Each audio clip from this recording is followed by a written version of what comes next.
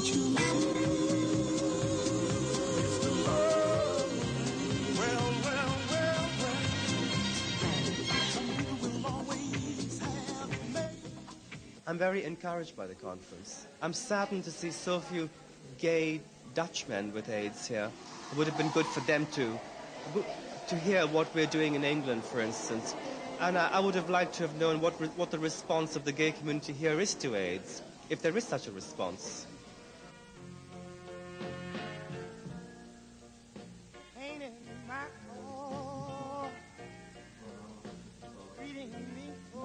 AIDS, A Different View.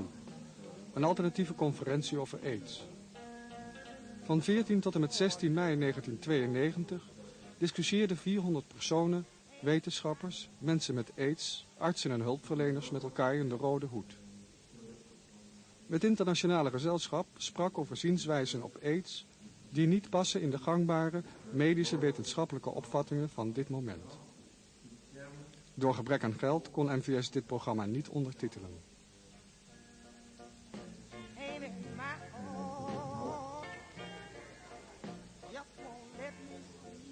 Waarom hebben jullie dit congres georganiseerd? Wat was de aanleiding en wat zijn de achtergronden daarvan?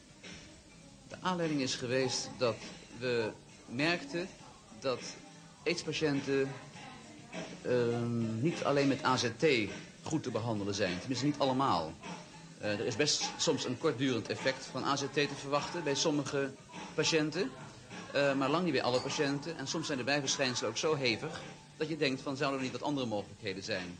Nou, iedereen denkt vanuit zijn eigen discipline van wat zou ik er persoonlijk aan kunnen doen. En ik als homeopaat ben dus homeopathisch gaan behandelen en met voedingsadviezen. En met stressontladende factoren enzovoort enzovoort. En het blijkt dat die patiënten daar soms heel goed op gaan. Of dat nou echt effect heeft of zo, dat blijft ter discussie staan. Maar wij nemen in ieder geval de moeite om te kijken of er niet meer wegen zijn dan AZT. Kun je kort omschrijven wat het doel is van het congres en wat er nu bijna aan het eind van terechtgekomen is? Het doel was om nou eindelijk eens een keer wetenschappers over de hele wereld die heel goed onderzoek hebben gedaan en die ervan overtuigd zijn dat er naast het HIV ook andere factoren meespelen om AIDS te veroorzaken, om die nou eindelijk eens een keer aan het woord te laten tegenover de mainstream, tegenover de reguliere AIDS-organisaties. En dan hopen we dat er een discussie op gang komt en dat er misschien de reguliere AIDS-organisaties eens gaan nadenken of er misschien niet meer is dan het HIV alleen. Kun je een overzicht geven van de visies die hier op dit congres dus, naar voren zijn gekomen? Ja, er is een zekere Joan McKenna, dat is ook een prof uit Amerika, vrouw, die heeft sterke vermoedens vanuit haar onderzoek dat syfilis er iets mee te maken heeft. Mensen die dus op een of andere wijze in het verleden besmet zijn met syfilis. En of het dan wel of niet aantoonbaar is in het bloed, dat doet er niet toe. Want het blijkt dus dat sommige moderne geneesmiddelen, zoals aspirineachtige dingen, al het bewijs van syfilis uit het bloed kunnen doen verdwijnen. Maar in ieder geval dat het ooit een doorgemaakte syfilis samen met het HIV kan leiden tot AIDS. Dat is één theorie. Een andere theorie van de heer Ruth Bernstein, ook een prof uit Amerika, die denkt dat het een auto-immuunziekte is. Er zijn tegenwoordig veel auto-immuunziektes, zoals lupus erythematodes, er zijn er talloze. Gewone allergieën, dat zijn dus ook auto-immuun. Hij denkt dat het een auto-immuunziekte is die dus ook weer samen met het HIV leidt tot AIDS. Wat betekent dat, auto-immuun? Auto-immuun, dat wil zeggen dat het afweersysteem in het lichaam het eigen lichaam aanvalt. Dus de goede stoffen in het lichaam ook aanvalt en afbreekt. Dat is auto-immuun. Er is een soort programmeerfoutje ontstaan. En hoe, dat weet niemand. Zijn er nog meer dan deze twee benaderingen? Ja, er zijn mensen die gewoon geloven in een multicausale hypothese. Met andere woorden, die geloven dat er een aantal factoren moeten zijn die tot AIDS leiden. Zoals bijvoorbeeld langdurig medicijngebruik van een verkeerd type. Alleen ze weten nog niet welke soorten. Ondervoeding in Afrika op grote schaal. Stress. Dus gewoon stressfactoren uit het dagelijks leven. Rouw en noem maar op. Kortom, zo'n heel serie van factoren die dan samen het immuunsysteem zodanig verzwakken, het afweersysteem zodanig verzwakken, dat als daar het HIV-virus bij komt, dat dan tot aids leidt. Professor Ruth Bernstein ligt een van de alternatieve theorieën over aids toe. Hij denkt dat auto-immuniteit de werkelijk belangrijke oorzaak is van aids en niet het HIV-virus. Volgens hem is het HIV-virus niet in zijn eentje in staat om de weerstand van het lichaam af te breken. Hij gaat ervan uit dat bij aids ook auto-immuniteit optreedt, oftewel het weerstandssysteem zich tegen het eigen lichaam keert. In zijn werk is Ruth Bernstein op zoek naar de manier waarop die auto-immuniteit zich ontwikkelt. Dit onderzoek zal, denkt hij, eerder leiden tot het oplossen van het AIDS-vraagstuk dan de gangbare benadering. What the difference is between exactly what autoimmunity is in more lay terms, and what the difference is between autoimmunity and the more mainstream HIV theories as being the cause of AIDS. Okay, basically you have an immune system to protect you against any kind of foreign infection, foreign blood cells, whatever it happens to be. And what happens in autoimmunity is that instead of protecting you against foreign material, your immune system actually turns on your own body and starts killing it off. The problem in AIDS is that almost all AIDS patients end up with autoimmune processes against a very wide range of tissues, including testes, the brain, nerves, and unfortunately also the immune system itself. You actually get an immunological civil war. The major difference between, say, an autoimmune theory and the standard HIV theory of AIDS is very simple. The HIV theory says that you are infected by HIV virus, it gets into your immune system and directly destroys the immune system in some way. The autoimmune theory says that it's not possible for HIV to do that by itself. In fact, HIV may not even have to be there. That other agents, they can be infectious, it could be immunological exposure to semen, it could be exposure to white blood cells or red blood cells in a blood transfusion or platelet transfusion, things like that, could also trigger the autoimmunity under appropriate condition. What led you in this direction away from the mainstream? What is it about HIV that is flawed, in your opinion? The HIV theory as causing AIDS. There are a couple basic reasons. One, I've been working in autoimmunity for a very long time, over a decade. And it was clear from the very beginning, work of Joseph Sonnabend and some other people, that autoimmune processes were crucial for understanding AIDS. And no single virus can really explain that. So I began with doubts from the very beginning. Once the research got going, HIV became, the central dogma of the whole field, then other problems arose. There are just basic standard criteria which have been used for over a century in all microbiological research for demonstrating that a particular virus or bacterium or whatever causes a specific disease. And HIV has simply never satisfied any of those criteria. So, basically it didn't explain everything that I see happening in AIDS patients, nor did it satisfy the criteria for being a cause. And there comes a point in a person's career where you look at all the evidence and you say, I have to do something about this. Does it make it harder, do you think, to treat HIV, given if you're looking at HIV as the cause of AIDS, as opposed to auto? Do you think this is a faster way to cure auto immunity? Possibly. It opens up new possibilities. That's certainly true. If the theory I'm working on is correct, then there should be ways to prophylax people using antibiotics, using vaccines against things like cytomegalovirus, for example, using BCG against mycobacteria. Lots of things that really haven't been applied to AIDS yet could be extremely useful for either curing, preventing, whatever, different AIDS problems. Grote consternatie ontstaat als de Amerikaanse wetenschapper Peter Duisberg stelt dat AIDS veroorzaakt wordt door het gebruik van verdovende middelen en medicijnen zoals AZT. Hij vindt veilig vrijen dan ook niet nodig.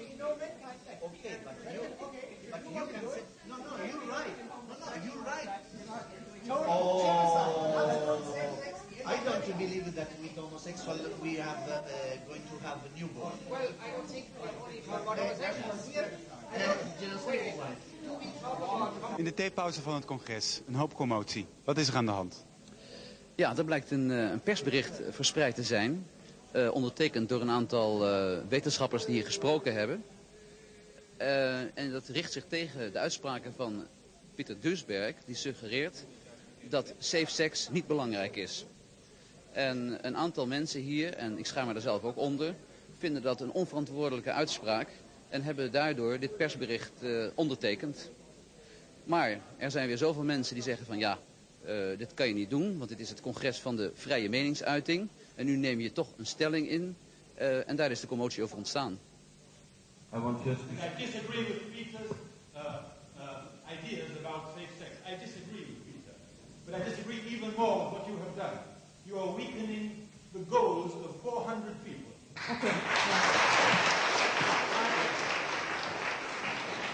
Excuse me, I want to make the statement as the president of the foundation that all the press releases are of the personal, individual opinion.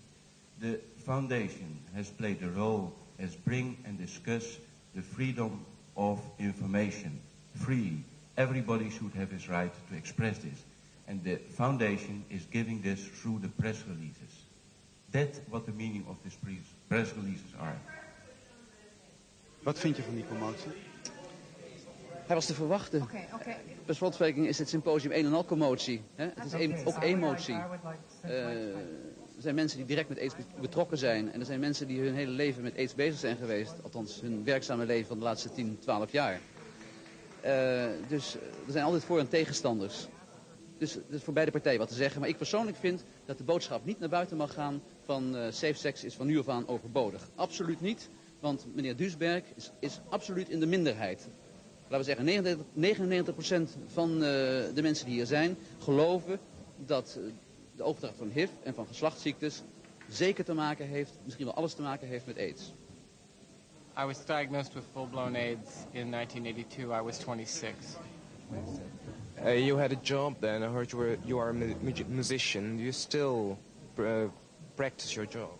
Yes, I, for many years, was more of an AIDS activist and a gay activist and only did music in my spare time. Now I'm trying to reverse that. You said in your story that it's very important to have a will and to have a boyfriend and things like that.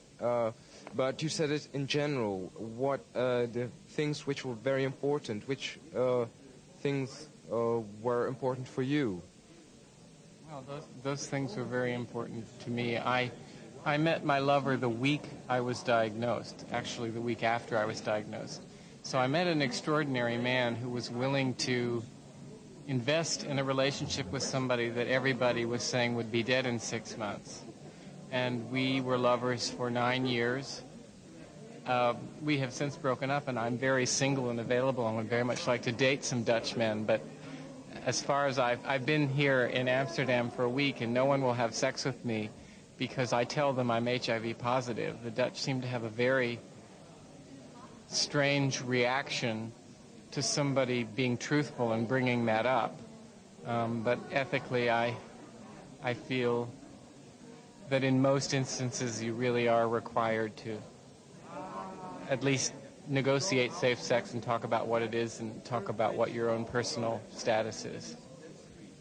At this moment, are there any illnesses disturbing you? Yes, I have Kaposi sarcoma. Which is a form of skin cancer. I just got over a variety of other lung problems, but I'm anemic, which is why I might look pretty tired. But I'm basically fine. I call it AIDS normal. I have never taken AZT. I do not believe that it's possible to be a long-term survivor of AIDS and also take AZT. The long-term use of AZT will guarantee that you die. It will kill you. It stops the life process. That's what it's designed to do. I take about 56 pills every day. They are largely antibiotics and antiviral and antifungal. I do not take any antiretroviral therapy. People with AIDS, like me, 95% of us die from 5 diseases: pneumonia, fungal infections, tuberculosis infections, parasites of the brain, toxoplasmosis, and I'm always forgetting, herpes virus. Not regular herpes, but cytomegalovirus and Epstein-Barr virus. There are many, many drugs that can prevent those from happening, even in somebody with a damaged immune system. So my strategy has been to take these medications in lower doses before I get sick, so that I don't get sick. And I firmly believe that the main reason that I'm still alive is because I am protecting myself with medication to keep myself from getting the diseases that kill most of us. Ook werd er gediscussieerd over de houding van de samenleving ten opzichte van AIDS. Positively Healthy, een ondersteuningsgroep van mensen met AIDS, omschrijft die als: We fell in love with death, and we forgot how to live. We forgot that to live is hard, it's tough, you have to fight for your rights. And as a gay man myself, and most of the people in Positively Healthy are gay men, we realized that we lived in a society that didn't really want us alive. They never wanted us alive. We were either invisible or oppressed. So I wasn't quite convinced, and still I'm not convinced, that they had our best interests at heart. And as a gay man who's always been an activist, I knew I had to fight for my rights, and our members have to fight for their rights. And I don't believe our rights are automatically respected. And in the time we've been in existence in England, almost all the opposition we face has come from other gay organizations who have made the agreements that their members will die, that AIDS is inevitably fatal, and they help them along to die. Whereas we say it's not inevitable. Look at the science. And we're the only organization in the whole of the United Kingdom that questions the scientific model using science itself. And the proof of our success is that all our members are alive who haven't taken AZT. Every single person in Positively Healthy who's taken AZT and hasn't stopped is dead. Wat is de inbreng van ACT UP op deze conferentie? Nou, de inbreng van ACT UP op deze conferentie die heeft er denk ik meer uit bestaan dat we hier en daar wel zijn wat kritische vragen gesteld. Bijvoorbeeld over de homofobe houding van een aantal van de theorieën, van de alternatieve theorieën die hier ook gepresenteerd zijn. Dat is één. Verder is het ook het uitwisselen van informatie. En er zijn ook dingen die wij natuurlijk meenemen naar de volgende AIDS-conferentie die hier in Amsterdam gaat plaatsvinden. Wat ik hier erg heb gemist, dat is de aandacht voor de alternatieve therapieën, waar ik het ook al eerder over gehad heb, die ACT UP ook wil onderstrepen, die aandacht die er zijn moet. Veel mensen zullen hier naartoe zijn gekomen, vooral hier geïnfecteerd met het idee, eindelijk een conferentie over a different view, een andere kijk op AIDS. En dat heeft mij wellicht eens wat te bieden en wat meer inzicht te geven over therapieën. Nou, die therapieën die vond ik hier dus niet echt aan bod zijn gekomen. En wij gaan dat wel proberen aan bod te laten komen op de volgende AIDS-conferentie. En zo ook de organisatie van de volgende AIDS-conferentie. En daar doen we hier nu ook wat werk voor. Gesprekken aangaan met mensen, kijken wat we op welke manier het beste naar voren kunnen laten komen. En verder zijn we ook bezig met de pre-conference workshop voor vrouwen met HIV en AIDS. Dat is iets wat vooraf gaat aan de volgende AIDS-conferentie.